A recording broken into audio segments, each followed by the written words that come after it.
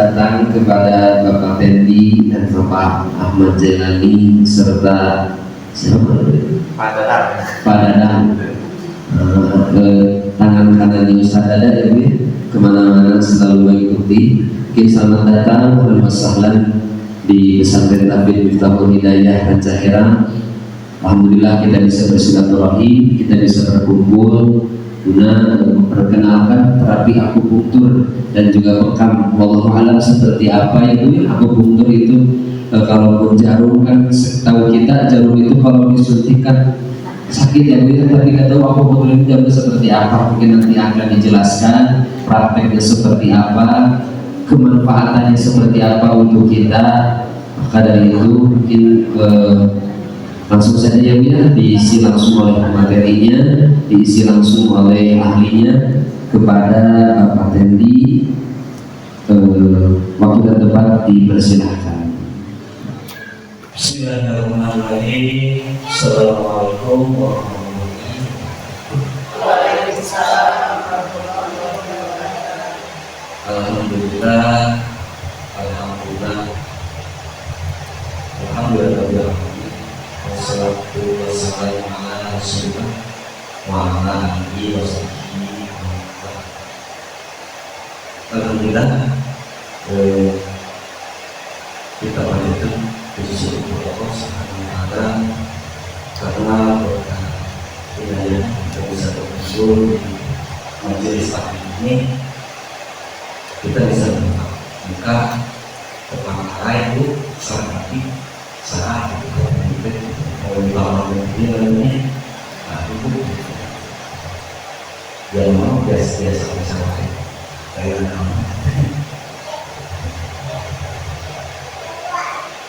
Salawat serta salam semoga diberikan kepada Nabi Muhammad Sallallahu Alaihi Wasallam, sahabat keluarga, sahabat, tabi'in dan pengikutnya sampai ke zaman.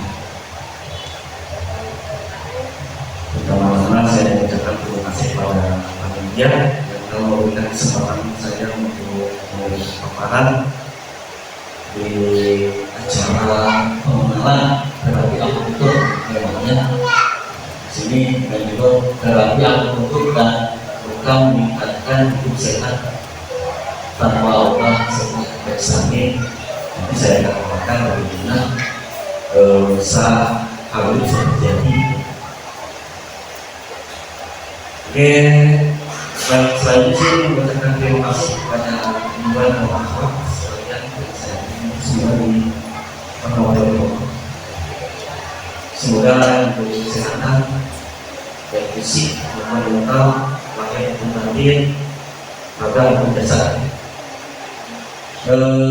Izinkan saya memaparkan mengenai terapi akupunktur. Walaupun di sini saya hanya akupunktur saja ya, mungkin tidak untuk tambahan bukan selatan, tapi saya hanya akupunktur saja. Gimana titiknya tidak jauh. Menurut akupunktur itu bekam kalau menggunakan titiknya akupunktur dan akupunktur yang tadi titiknya yang tersebut. Walaupun sampai di hari kiamat akupunktur masih begitu juga, kecuali ada pengembangan tidak bisa kita lihat. Tetapi dengan akupunktur teori-teorinya bisa dipelajari. Kalau dulu kan harus orang Cina, harus punya keturunan. Sekarang tetap bisa dipelajari dan bisa dikatakan masuk ke dalam tenaga kesehatan medis. Oke, dan selanjutnya terapi akupunktur meningkatkan hidup sehat tanpa obat serta efek samping. Dengan judul seperti ini aja kita sudah jelas ya, bahwa akupunktur hanyalah sebuah terapi atau serangkaian terapi atau hanyalah terapi hanya menggunakan jarum tanpa obat. Efek sampingnya Yang selanjutnya adalah sejarah singkat akupuntur itu sendiri adalah akupuntur adalah teknik pengobatan tradisional yang berasal dari Tiongkok kuno. Praktik ini telah digunakan selama lebih dari 2000 tahun dan merupakan bagian penting dari pengobatan tradisional Tiongkok, tradisional Chinese medicine atau disingkat dengan TCM.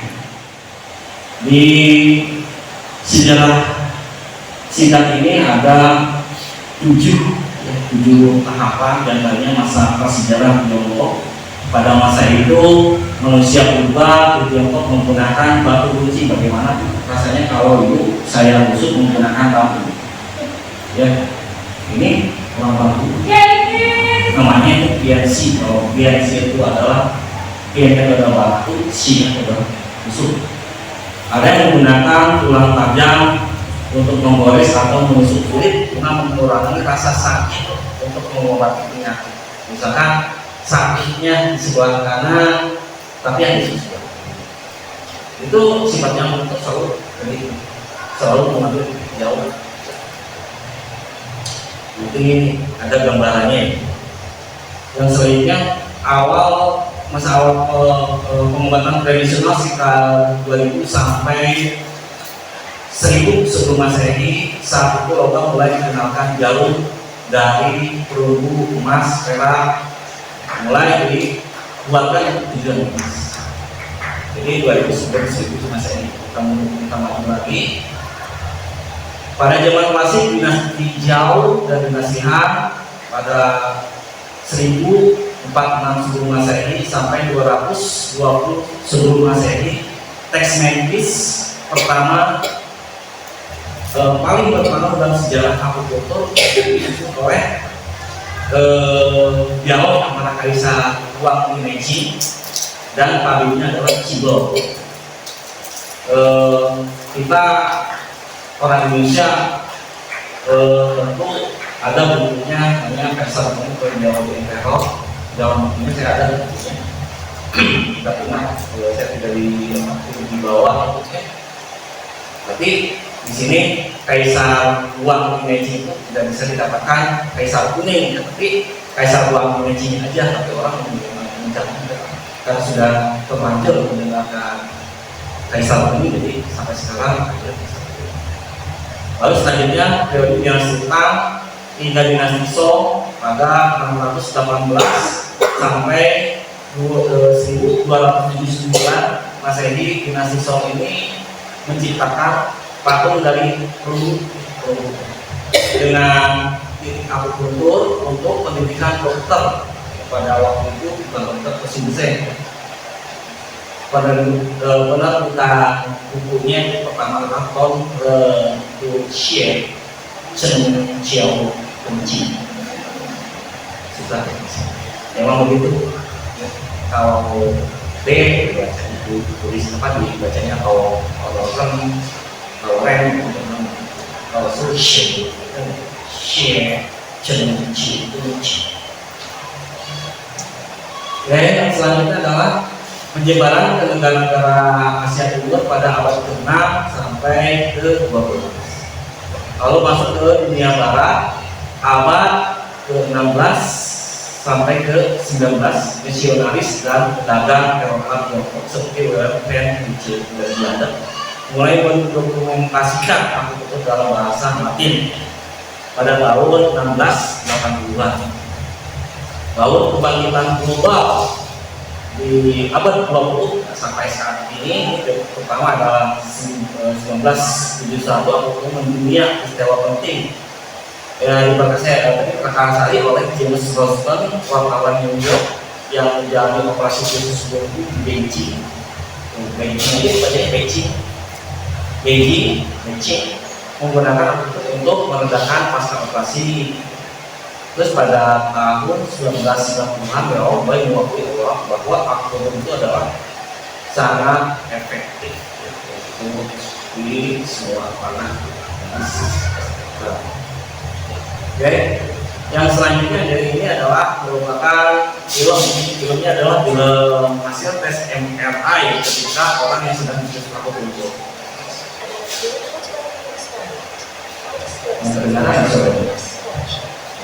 Ini hasil dari MRI bahwa akupunktur seperti ini. Oke, yang selanjutnya dulu adalah alternatif, nanti ada turunan lagi selain akupunktur. Penjelasan secara sains bahwa akupunktur bekerja pada sel dan juga saraf manusia, karena ini tidak bisa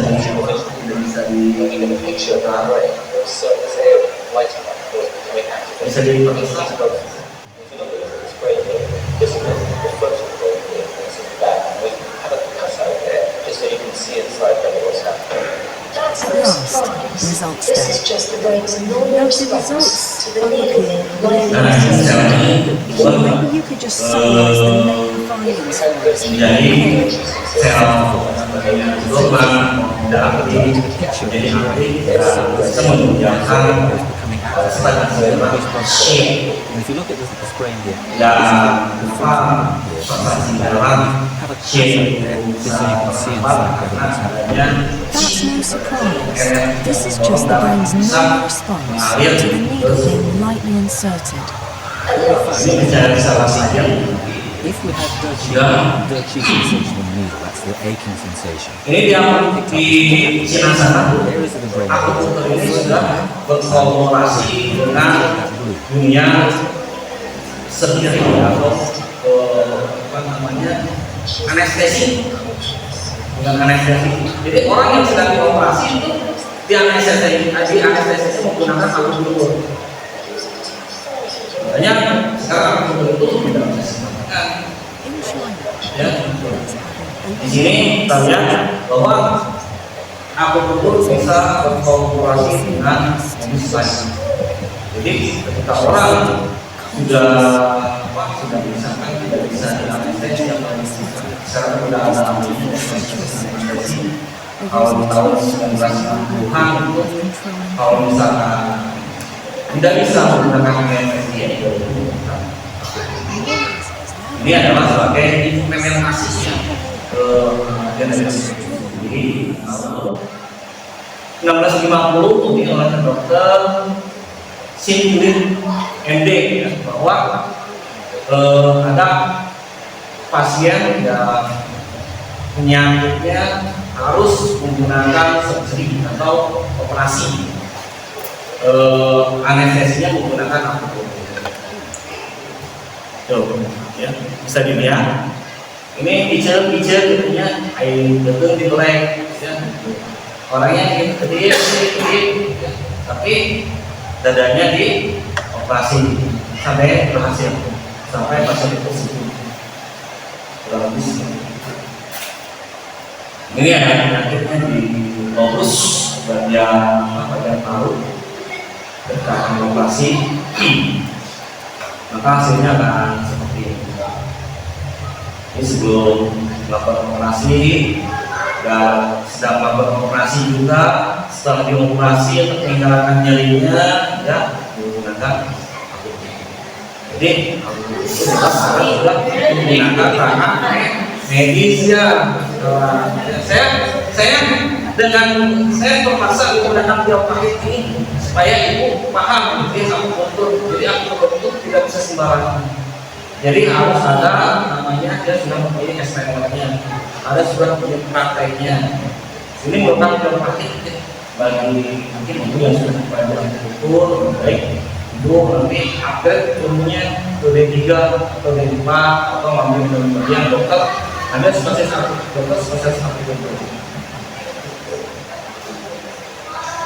Oke, akupunktur adalah terapi menyembuhkan menggunakan jarum akupunktur atau jarum kecil sebesar rambut jarum yang berawal dari intuisi manusia terhadap tubuh dan alam, lalu berkembang menjadi sistem pengobatan kompleks berdasarkan teori energi dan keseimbangan.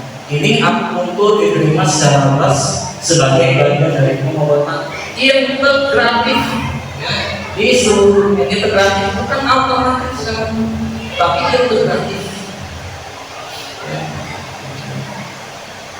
Nah ini adalah bentuk daripada jarum. Jarum ini ada bentuk seperti ini ya, ini jarum dulu yang ini digunakan untuk jarum oksidi atau jarum dipanaskan. Kalau ini untuk kuliah, kalau ini juga sama jarum dipanaskan. Kalau ini untuk diaduk menggunakan jarumnya, jarum kalau ini tertentu. Kalau ini untuk sedasi, untuk komunikasi sedasi. Kalau sedasi biasanya sesuai dengan jarum bilang. Kalau sedasi beranak lawan dari jarum. Kalau komunikasi biasanya untuk berpisah dengan jarum jam atau menggunakan, kalau di rumah sakit kita sekarang ada yang menggunakan jarum emas sebagai komunikasi dan jarum perak sedasinya. Ini bentuk gambaran daripada jarum akupunktur. Ini jarum akupunktur itu kalau dimasukkan ke dalam jarum suntik ini kurang lebih ada 12. Silakan itu sendiri jarum menurut saya. Saking lembutnya, saking halusnya. Bukan bentuk besi daripada yang sebenarnya jarum akupunktur itu seperti ini. Jarum tanpa tidak ada bentuknya. Kalau ini yang seperti ini jarum yang nantinya digunakan untuk sedasi dan komunikasi. Mungkin ada sebagian yang sudah paham, silakan tanyakan atau nanti di sesi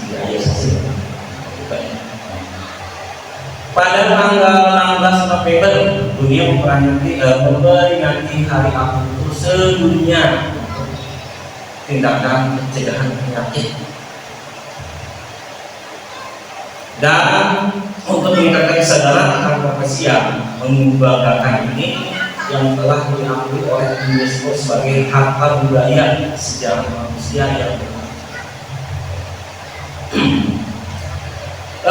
bagaimana akupunktur itu bekerja dalam tubuh. Di dalam tubuh manusia itu saya akan menerangkan sedikit ke arah medis, tapi tidak terlalu mendalam. Saya akan membedah antara sel dan syaraf yang lainnya yang dulu dan yang lainnya. Saya akan misalnya dulu. Menurut teori sel aktif bahwa sel itu seperti ini, ada lapisan terkuat, lapisan agak luar lagi sampai lapisan yang terdalam yang namanya real matrix. Ada sel paling dalam yaitu sel inti. Nah, di bagian sel-sel tersebut mempunyai beberapa lapisan. Tidak bisa dijelaskan secara rinci. Cuman di sini ada lapisan yang keluar, namanya itu integrin itu diteliti, diduga oleh para peneliti itu adalah penelitian. Ya. Jadi akupunktur ketika ditusukkan dalam tubuh, dia merangsang integrin yang nantinya berhubungan langsung dengan sel inti supaya sel inti bisa meregenerasi atau merehabilitasi organ-organ mana yang nanti akan disebutkan atau dikuatkan. Kita di dalam tubuh kita ini terkenal ya, atau bisa diketahui bahwa kemudian itu banyak ribuan sel yang katanya juga itu sel-sel yang banyak yang sel-sel kita yang normal atau yang harus distimulasi dengan akupunktur sejak dulu baru bangun. itu dirangsangnya melalui sel yang keluar. Yang selanjutnya adalah aku bekerja pada sistem saraf sensori C-fiber, lalu sistem saraf pusat otak dan sumsum tulang belakang, lalu sistem saraf otonom simpatis dan parasimpatetis. Nah, melalui jalur ini akupunktur dapat mengurangi nyeri, memperbaiki sirkulasi dan mengimbangkan hormon dan menenangkan sistem saraf. Lalu tadi saya bicara tentang sel sedikit, gambarannya di sini ada yang ditanyakan sebelum kita ke sel. Ada sel, lalu ada saraf ya. Nah, untuk dari untuk sel ini sendiri tadi ada yang kurang paham atau di saraf. Oke, kita lanjut ya. Nah, di sel, sekarang sel dulu, nanti selain di sel nanti baru ke saraf. Sel dan sistem yang distimulasi oleh akupunktur. Akupunktur menstimulasi berbagai jenis sel dan sistem biologis tergantung pada titik yang ditusuk dan tujuan terapinya untuk apa.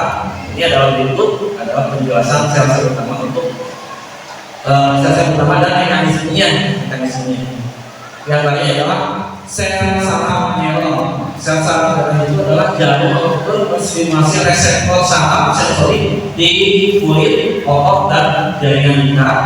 Ini memicu penghantar sinyal ke sumsum belakang dan otak dan yang dapat mengatur rasa sakit dan respon tubuh lainnya. Efeknya adalah mengaktifkan pelepasan neurotransmitter seperti endorfin, serotonin, dopamin, seperti pengurangan nyeri dan penenang alami lainnya. Sel imun, yang kedua sel imun, akupunktur dapat mempengaruhi sel-sel sistem kekebalan tubuh seperti makrofag, sel T helper dan T regulator, lalu sel natural killer (NK). Efeknya adalah meningkatkan respon imun, mengurangi peradangan dan menyeimbangkan aktivitas imun berguna untuk penyakit autoimun atau alergi. Yang ketiganya adalah sel endotel dan pembuluh darah. Ini menstimulasi pada titik akupunktur meningkatkan mikrosirkulasi darah dan aktivitas sel-sel endotel, lapisan pembuluh darah, merangsang pelepasan toksin atau NO yang menyebabkan vasodilatasi, pelebaran darah. Jadi efeknya itu melancarkan aliran darah, ya, membawa oksigen ke jaringan yang selanjutnya adalah sel belia. Sistem sel belia adalah di sistem saraf pusatnya. Jadi studi terbaru menunjukkan akupunktur juga memodulasi aktivitas sel belia yang berperan dalam nyeri kronis dan neuroinflamasi. Nah, ini efeknya adalah menghambat reaksi inflamasi di otak. Peredaran nyeri ya, inflamasi otak dan sumsum tulang belakang, membantu kondisi seperti migrain, nyeri neuropatik,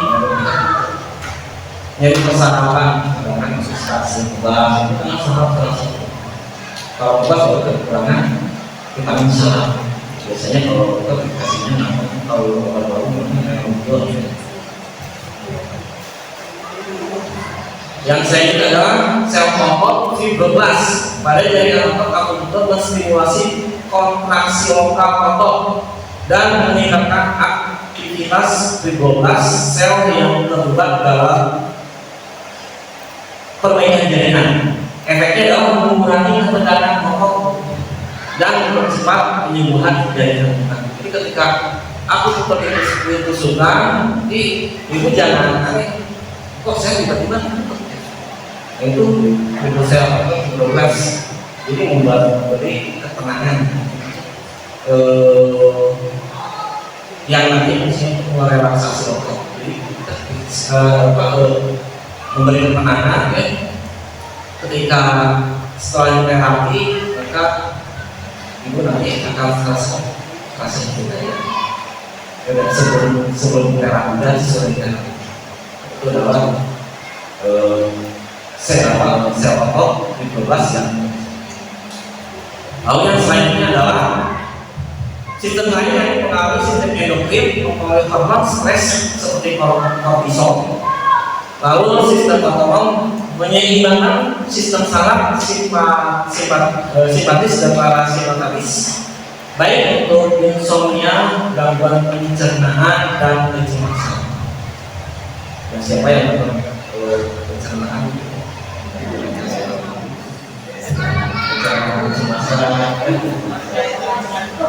Hal yang ketiga, insya Allah kalau misalnya kita akan hilang sejenak selama 30 menit. Jadi walaupun terapi yang utamanya sekabut-kabut ketika terapi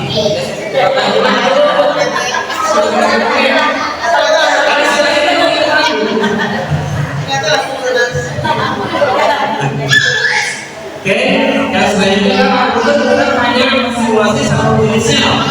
Jadi mempengaruhi gerakan sistem selular dan daya tubuh berupa sistem saraf, kekebalan dan peredaran darah di dalam belakang tubuh bisa digunakan untuk berbagai kondisi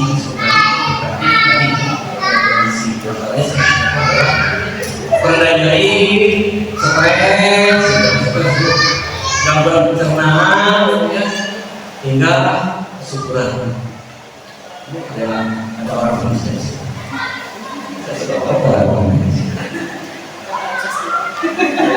Atau nah ya kalau dulu kepada aku boleh bekerja dengan estimasi berbagai jenis saraf, terutama saraf sensorik dan saraf otonom yang kemudian mengaruhi respons sistem saraf pusat dan sistem saraf otak. Ini adalah penjelasan pertama. Nah, pada saraf sensorik di kulit jaringan otot saat jarum dimasukkan masuk pasnya ya, masuk pertama. Ketika jarum tertentu akan dirangsang saat jarum tertentu dimasukkan ke titik tertentu akan merangsang reseptor sensorik dan saraf berikutnya.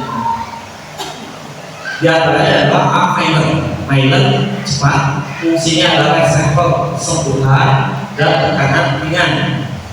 Yang selanjutnya adalah peran menghambat sinyal nyeri melalui mekanisme gelombang nyeri atau protein. Itu fase pertamanya kita introduksikan bukan jarum mendukung. Lalu yang selanjutnya adalah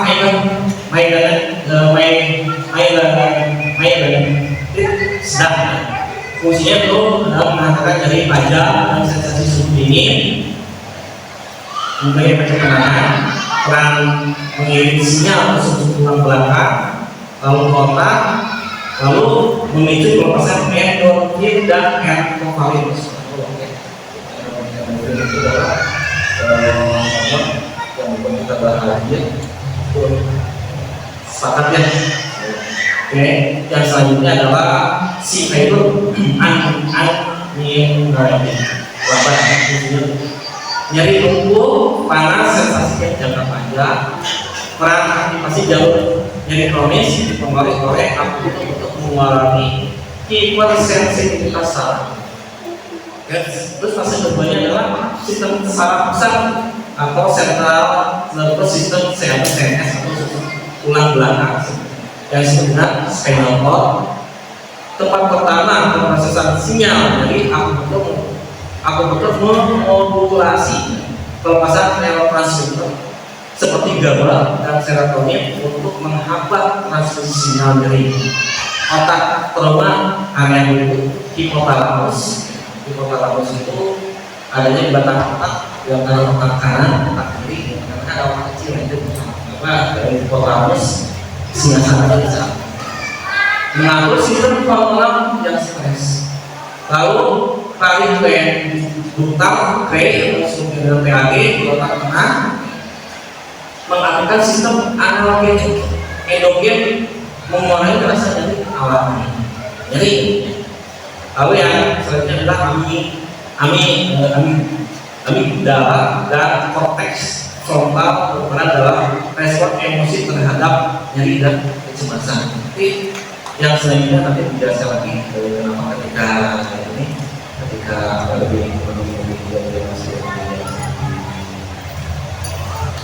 intinya perasaan itu di praktek. Jadi ketika saya itu ketenangan, itu saya tidak tetapi jadi pada jenisnya kaki yang sakit yang disebut di kaki sebagai proses apa namanya itu yang ketiga hasil saraf otonom atau autonomic nervous system. Saraf simpatetis bertanggung jawab atas fight or fight ya. Lalu untuk menurunkan aktivitas simpatis sehingga menurunkan jantung, tekanan darah dan kecemasan. Saraf parasimpatis dan dia saraf vagus bertanggung jawab atas stres dan gas. Akupunktur bangsa saraf vagus membantu relaksasi, memperbaiki pencernaan dan mengatur sistem imun. Saraf spesifik yang sering distimulasi terdapat pada teknik akupunktur insulin dan adalah titik dewa. Mungkin yang sudah berpengalaman sudah tahu titik dewa seperti jantan, Rachel, Susani atau efek dan sebagainya. Nah, di sini saya menjelaskan undang-undang walaupun banyak saya sampaikan undang-undang yang ini terkait di bidang akupunktur gratis seluruh Indonesia yang telah disahkan. Kronologi PP nomor 103 tahun 2012 tentang pelayanan kesehatan tradisional. Awalnya jadi akupunktur tradisional sebenarnya dulu akupunktur itu adalah komplementer atau alternatif. Nanti kenapa jadi integratif? Nanti kita menjelaskan secara perinci jadi kenapa integratif. Tadi juga saya menjelaskan dari awal. Tapi sebelum integratif kita harus tahu. Lalu UU nomor tahun 14 tentang ketenagaan kesehatan, lalu Permenkes nomor 34 tahun 2018. Lalu nomor 3 tahun 2003 tentang kesehatan, lalu PP nomor 28 tahun 2024 tentang peraturan pelaksanaan undang-undang akupunktur nomor 17 tahun 2023 tentang kesehatan. Nah, nomor 36 tahun 2014 adalah tenaga kesehatan harus memiliki kualifikasi minimum diploma 3. Pasal 9 dan pasal 11 ayat 1 kelompok tenaga kesehatan butir 1 untuk tenaga fisik nomor 10 ya. Lalu pasal 44 surat tanda registrasi atau STR. Lalu 46 nya ada perizinan izin prakteknya. Yang jelas yang selanjutnya adalah pasal 47 tenaga kesehatan menjalankan praktik mandiri harus memasang papan namanya. Jadi kalau misalkan ibu sekarang yang punya dari kursus kan ya, kita punya itu. Nanti kalau udah berhubungan dengan itu tidak nanti ya punya. Tapi kalau berat saya harus menggunakan tentang undang-undangnya. Terus sebentar lagi ya, saya sendiri juga dalam proses sifatnya saat ini saya relawan di kebencanaan. Saya jalan praktek itu terus saya jalan praktek karena saya tidak punya praktek. Tapi insya Allah saya dalam apa namanya sudah mengurus praktek dari masyarakat saya dari Lembang kebetulan untuk kabupaten Barat ini perizinan pengelola kesehatan perusahaan pertamanya harus ada SPL, lingkungan hidup dan surat-surat dan sebagainya. Itu sesuatu itu. Lalu kita lanjutkan lagi. UU nomor 17 tahun 2003 pasal 199 ayat 9 termasuk keterapian fisik. Lalu pasal 210 ayat 2 Nakes Pendidikan Minimal D3, pasal 260 registrasi SPL, pasal 263 dan 264 tentang perizinan juga, pasal 283 ayat 4, pasal 284 adanya saksi, pasal 291 standar profesi, standar pelayanan, dan standar prosedur profesional.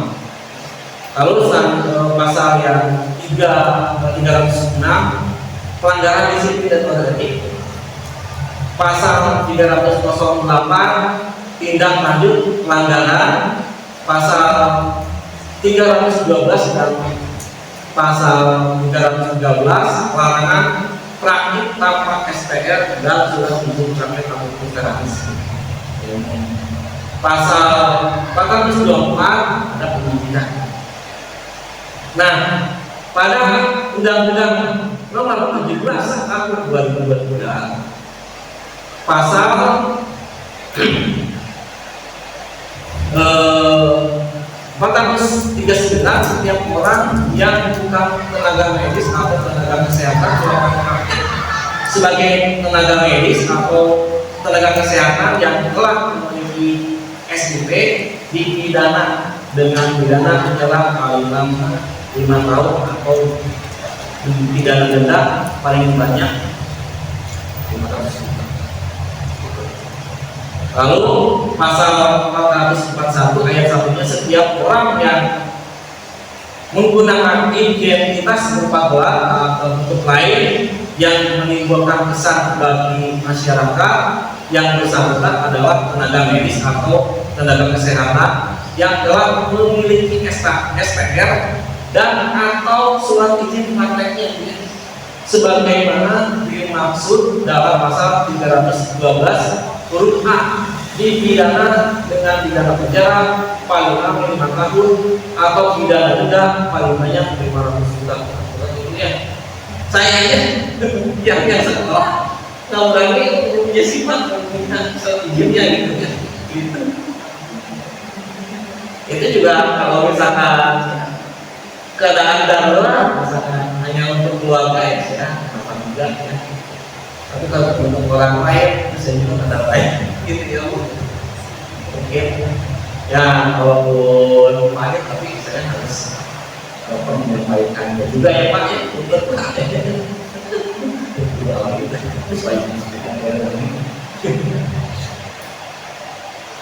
Lalu pasal 442 setiap orang yang mempekerjakan tenaga medis dan atau tenaga kesehatan yang tidak memiliki SIP sebagaimana dimaksud dalam pasal 312 huruf C pidana dengan pidana penjara paling lama 5 tahun belum tentu pidana denda paling banyak 500 juta. Jadi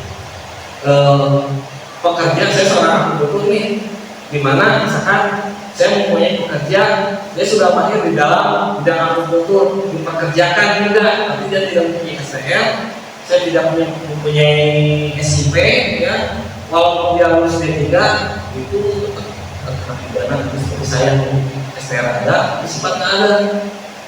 Kalau saya melakukan ini, ada yang mau tahu, mau dilaporkan ke polisi, saya didenda bu. Ini saya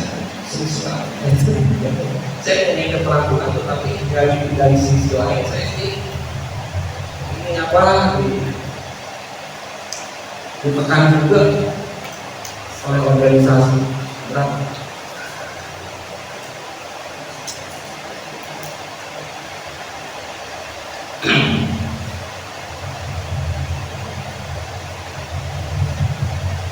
Yang selanjutnya kesimpulan belum berakhir ya, masih panjang. Akupuntur berangkat dari pengamatan empiris dan praktik penyembuhan orang-orang kuno terdahulu yang kemudian berkembang dari sistem pengobatan yang kompleks dari penggunaan batu yang tajam yang saya jelaskan, lalu berkembang menjadi penggunaan jarum logam yang sekarang digunakan oleh orang Angkes. Mungkin nanti bisa melihat jarumnya seperti apa. Fisiknya tadi saya sebatas gambarannya saja. Penggunaan jarum logam, sistem teori dan sistem teori energi yang terstruktur. Akupuntur adalah seni penyembuhan yang berawal dari intuisi manusia terhadap tubuh dan alat, lalu berkembang menjadi sistem pengobatan kompleks berdasarkan teori energi dan keseimbangan. Ini akupuntur diterima secara luas sebagai bagian pengobatan integratif, bukan alternatif lagi ya, sekarang sudah integratif, integratif disebut. Akupuntur ya saja adalah akupuntur bukan hanya menstimulasi satu jenis sel, tetapi mempengaruhi beragam sistem seluler dan jaringan tubuh, terutama sistem syaraf, kekebalan, dan peredaran darah. Itulah maka akupuntur bisa digunakan untuk berbagai kondisi.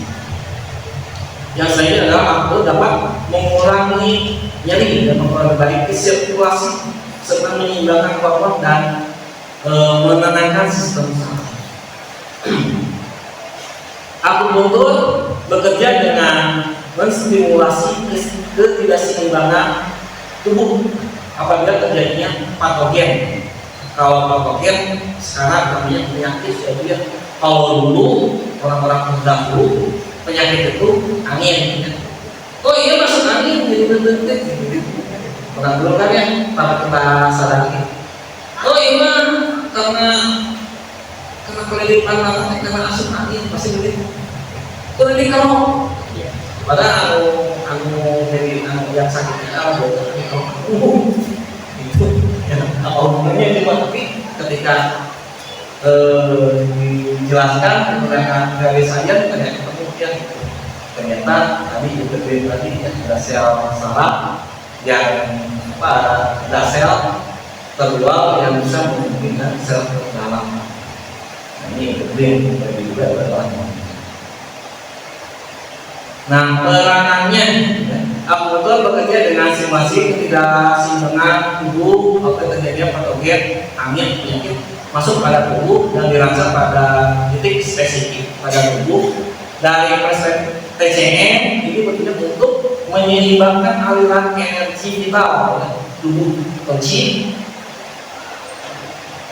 Dari perspektif modern, stimulasi ini memicu respon biologis sistem persyarafan dan fisiologis, termasuk pelepasan rendah nyeri alami atau endorfin atau neurotransmitter, meningkatkan aliran darah dan pengurangan peradangannya. Lalu peranannya adalah satu sebagai simptomatik, ya, akupuntur dapat membantu meringankan gejala berbagai nyeri, berbagai kondisi seperti nyeri, ya, seperti mual, kelelahan, serta meningkatkan kualitas hidup. Lalu peranan yang selanjutnya adalah sebagai paliatif. Akupuntur dapat membantu meringankan gejala, meningkatkan kualitas hidup pasien, terutama pada kondisi seperti yang menyebut kanker dan nyeri kronis lainnya. Yang selanjutnya adalah rehabilitatif. Akupuntur dapat digunakan untuk membantu pemulihan setelah kondisi tertentu, sepertinya stroke, atau untuk mempercepat pemulihan seperti pemulihan setelah cedera, setelah tubuh cedera. Lalu preventifnya yang selanjutnya adalah preventif. Akupuntur dapat digunakan untuk mencegah terjadinya penyakit atau masalah kesehatan tertentu. Lalu yang selanjutnya adalah peranan akupuntur sebagai promotif. akupunktur dapat digunakan untuk meningkatkan kesehatan secara keseluruhan serta meningkatkan kebugaran. Hal-hal yang terpenting sebelum melakukan terapi, ya, ada tanda tangan info consent di tempat-tempat resmi, ya. Dan sebenarnya karena ini tindakan invasif atau menyerang pada tubuh, maka ada di beberapa tempat terapi mandiri, ya, di Bandung Raya, di Bandung, di Kabupaten Bandung, atau nanti yang selanjutnya di Bandung Barat, itu ada namanya info consent. Info consent itu adalah surat persetujuan bahwa ibu itu akan melakukan terapi akupunktur apabila misalkan kondisi tertentu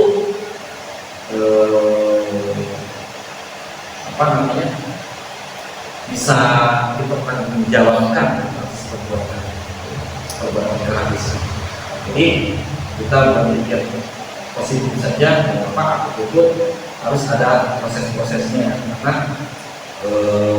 pemerintah menginginkan bahwa pasien mendapat perlindungan yang baik dan bersama misalkan ya orang yang pijit nih tentunya ngomong itu bisa didanakan maksudnya tentunya dipikir terus tadi tentunya merah dulu itu kan pecah modal itu bisa dipidana sekarang. Jadi ketika menggunakan masa tunjukkan ini oke, SRT ada, tapi di praktiknya beda macam. Belum ada sekarang berapa? Luar biasa. Jadi untuk ekstranya harus dia juga kesehatan tradisional. Untuk ini aja untuk herbal itu umumnya sama. Nah, karena ini terapi invasif pada tubuh, maka ada beberapa tempat praktik mandiri, klinik atau rumah sakit meminta Anda untuk menandatangani persetujuan setelah mendapat penjelasan manfaat dan resiko setelah terapi. Lalu penegakan diagnosa itu sudah umum.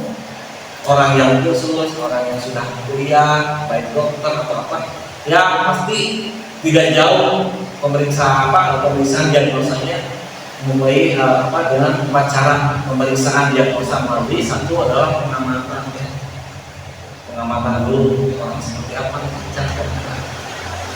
yang selanjutnya adalah penciuman itu adalah berhubungan dengan organ dalam yang tadinya bentuk cairan murni lalu masuk ke dalam tubuh kita menjadi cairan urin, itu baunya juga bentuk tahap-tahapannya. Ada yang pernah itu di sini pernah sampai ke sana enggak dan malah ya pernah. Oh gitu. Kalau pernah enggak. Terus keduanya juga untuk apa sih, untuk penciuman seperti halnya feses juga kita lebih suka. Nanti saya diperlihatkan bahan seperti apa, kondisi seperti apa. Nah, lalu biasanya adalah wawancara keluhan utamanya. Lalu ada keluhan tambahan apa yang selanjutnya? Ada riwayat penyakitnya apa? Apakah itu dari faktor genetik atau yang lainnya? Yang selanjutnya adalah palpasi. Palpasi itu adalah daerah biasanya digunakan dari periksa nadinya, cepat atau lambat, kuat atau lambat atau kuat, cepat atau lambat, dalam atau di luar atau di dalam. Yang selanjutnya juga perabahan di dalam tubuh, misalkan untuk diagnosa misalnya selalu ada menakut di dada sebelah kiri, misalkan dia rusak. Nah, kalau misalkan ada penang pasti ada dari sini, ya, di bawah kaki tulang, di sini tulang kaki tulang sedang nyeri. Ketika rilisnya nanti sudah apa sih? Apa namanya yang di sini, ya, di L10. Oh, bintang Pak, ke sini sakitnya.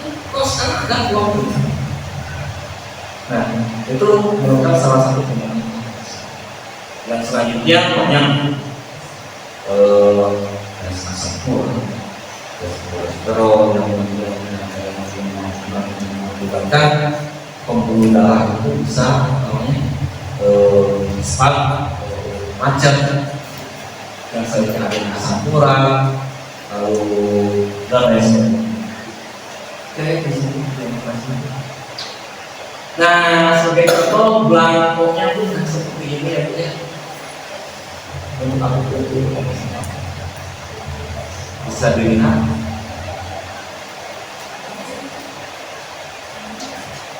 Nah, Bu, ya. Nah, belangkonya seperti ini. Ya. Tuh. Semua ya, benar. Ada lembaran persetujuan tadi, ada yang membaca. Oh, bermaksud. Oh, maaf, sorry. Oh,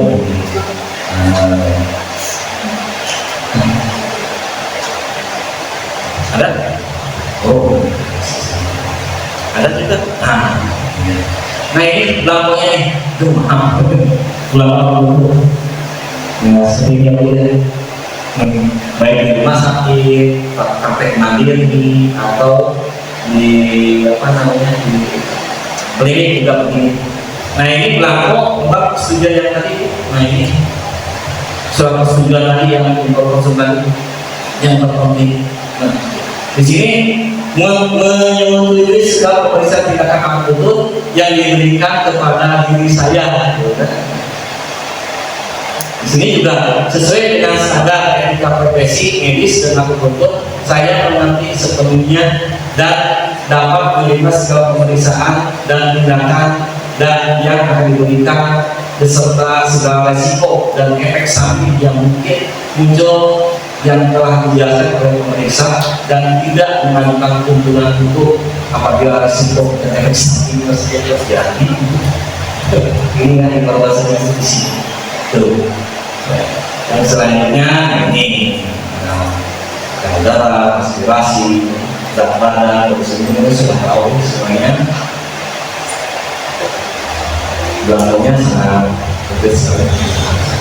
Nah, ini juga sama makanan sehari-hari. Menstruasi aja ditanyakan seperti hamil, kehamilan,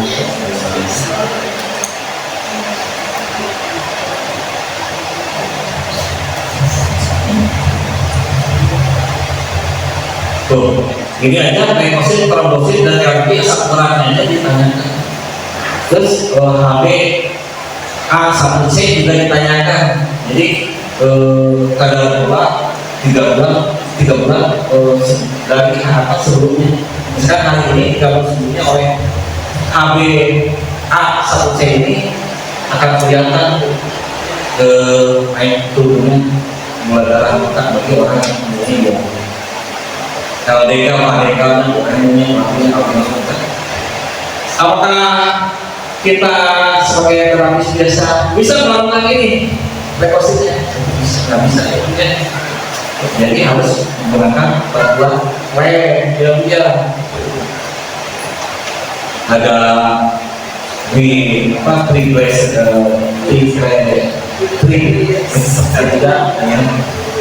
eritrosit, trombosit, pokoknya luar biasa.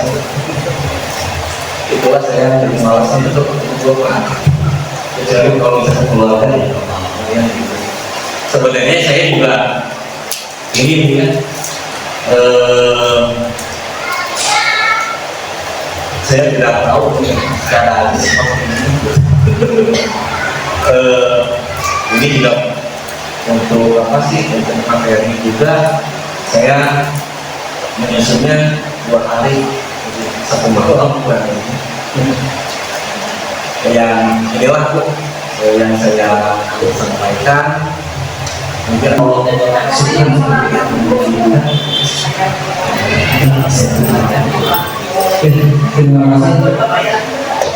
hanya cerita sekian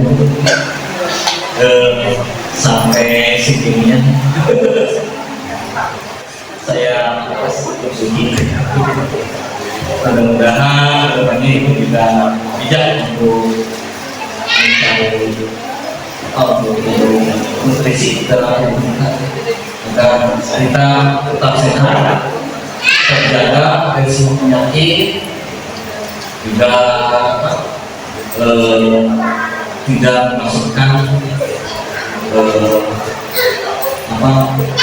zat-zat yang tubuh. Terima kasih. Assalamualaikum warahmatullahi wabarakatuh. Waalaikumsalam warahmatullahi wabarakatuh.